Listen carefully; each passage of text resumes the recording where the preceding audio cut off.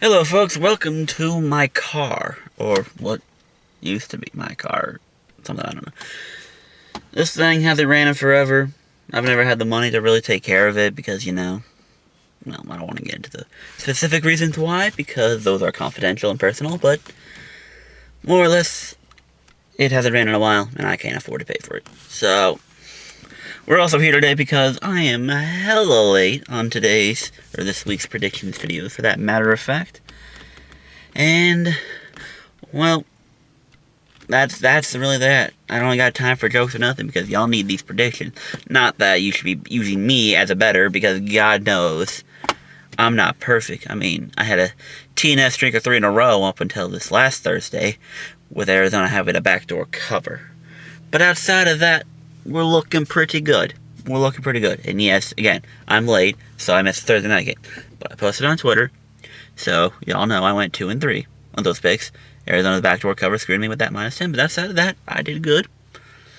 But we're gonna skip on that and roll the intro because we still got time for that. There's never not enough time for that.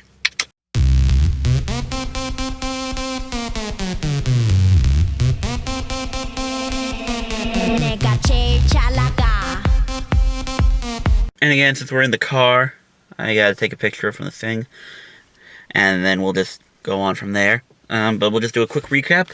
We'll go look at last week, by far one of my best weeks this season, if not the best. With a straight up 13-2, missing 2 games. I think I missed the Chicago game because their kicker missed a game-winning field goal. Haha, no surprise there. And then I don't remember the other one off the top of my head.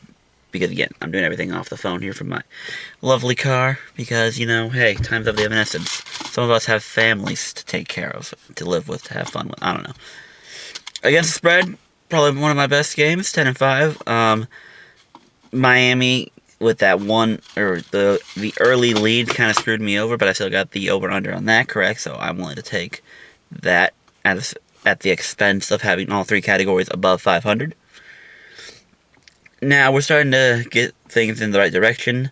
Against the spread, I still got a lot of catching up to do. Same with the over-unders, but I'm more focused on the spread than I am the over-under totals. And straight up, looking really good. Hoping we can actually do a lot better. We're about halfway through the year. Try to keep that number under 100. That's always the goal. But we shall see. And moving on to the predictions, I got them all right here. Reading them off the phone. They'll slide right in here so y'all can see. Like I said, I took San Fran straight up -10 and took the over 42. I got 2 out of 3 of those right. What was it? Kyler Murray threw like an 80-yard plus touchdown to Andy Isabella, I think his name was. Something like that. I don't know. Backdoor covered. I didn't watch the highlights of that game, so I don't know all the details about it. I like the Jags over the Texans because the Jags always perform well in London, quote unquote. Then again, that was always with those years with Blake Bortles until they even lost last year against Philadelphia, but Houston's struggling and they lost J.J. Watt, so I feel like they'll have a little minor setback. But I like a high-scoring game on that as well.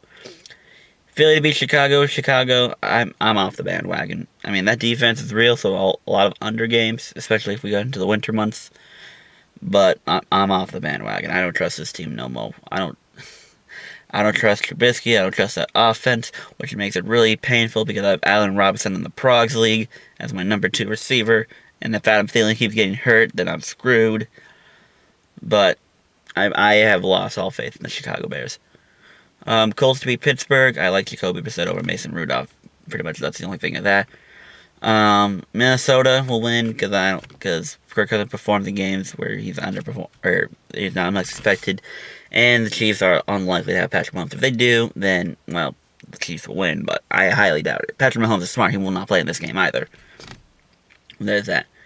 Jets Dolphins. Screw this game. No one cares. So I'm going to cheat the system and take the favorite team to win, but the underdog to cover the spread. So at the very end, I win at least one of those. It's kind of one of those cheaty ways. You're not going to go perfect.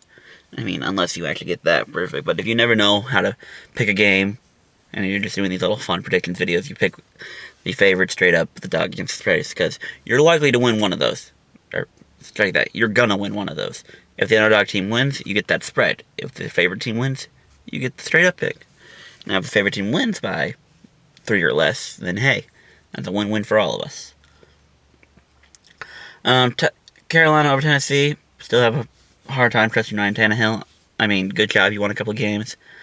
At Carolina, I think that was a fluke because I guess the Niners are a really good team this year. So, I like Carolina to win. Bills, I like them to beat the Redskins. Redskins, I guess, are starting Dwayne Haskins this week. But, again, the Bills are not world beaters. They're not that good offensively. If anything, that Philadelphia game showed you they're not that good offensively. So, I don't not see them not winning this game because the Redskins are that bad. And I don't know about Dwayne Haskins, but he doesn't look NFL ready quite yet. But I don't trust the Bills to cover high spreads. I think the spread has moved to 10.5 now since I've made this document. But no, I do not trust them to cover it. Lions will beat the Raiders. Hawks will beat the Bucks. Browns will beat Denver because Denver's starting some fourth-string quarterback that no one's heard about or cares about realistically. No offense if I offended you. We don't care. Not that people cared about Denver anyway, but I did. Now I don't. So Browns will get back to track. Packers are going to beat the Chargers. I'm going with Green Bay as my survivor pick this week. A little risky, but I'm trying to think ahead of all the other teams I could use in the future. Again, choosing the system here with the Pats and the Ravens. Because I really wanted to pick the Ravens to win this game. I really did. Because teams don't go 16-0, folks. Teams do not go 16-0. But I couldn't convince myself hard enough. But I also took Baltimore against the spread because I do see this legitimately as a 3-point game. And if not, it's also cheating the system. I'm going to get one or the other. And then the Cowboys over the Giants because the Giants, you beat up on a Bucs team who's inconsistent, and then you beat up on the Skins who aren't that good at all. Regardless, you were trying to throw that away, but they were just that bad. So the Cowboys will handle you all easily. Quick and simple, easy like that. Bada bada. We'll go over to fantasy. I win in the Progs League yet again, going 7-1. And with Justin finally losing, there's a 3-way tie for 7-1 record. Only problem is this week I go up against the other 7-1 guy, which is GOOOOO. And I'm in a really tricky spot because I got a lot of good players on a bye week. Like, for example, I'm starting Noah Fant as my tight end this week. It's a little risky. Wouldn't be surprised if I lose this game. In fact, I'm kind of taking this as a calculated loss. A financial loss because I don't really want to spend a multitude of waiver wire pickups to pick up one guy that is going to only start this week, and then I'll go back to Haas and Hooper. So I hope I win. I doubt it, but I hope I do. And in the League of Assholes, I took a loss. I made a questionable trade. I gave someone Eckler and Godwin for Gurley. Probably a bad trade, but realistically, I'm thinking in the long run, Chargers are going to eventually go to Melvin Gordon, and Bucks are so inconsistent, there ain't no point in trying it. I lost that game. Not the smartest person in the world, but it was the person I traded those to. Not that those affected, because even if I had those players, I still wouldn't have won.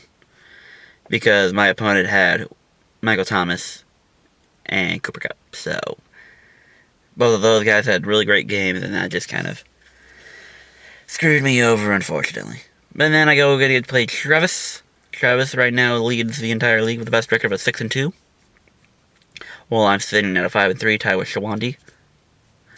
And then Keith right now is pulling up the rear with a 4-4 record, also tied with Critty, who's 5th. And that is that, folks. And like we said, we're keeping this quick because I'm super late, and we got things to do, places to be. So with that, I'm your host, CRP. No Halloween special because I was late. And then again, I work all the time because now I'm taking on 2 jobs. I hope to, if I get the chance to release a video, just updating live, seeing what's going on and seeing what we can do. But I'm busy, nonchalant, kind of whatever. Also been playing a lot of the new Modern Warfare, so it is what it is, folks. I try. I'm not perfect. I got a busy life. I got a full house. Family, friends, etc. Things happen. Things happen. So until then, will we ever see this car run again? Who knows? But until next time, it's your boy CRP of the TBCC, where we say meow. We roll intros, but we also roll outros, like this one you're about to see. Have a good week, folks. I'll see you whenever I get a chance to upload more again.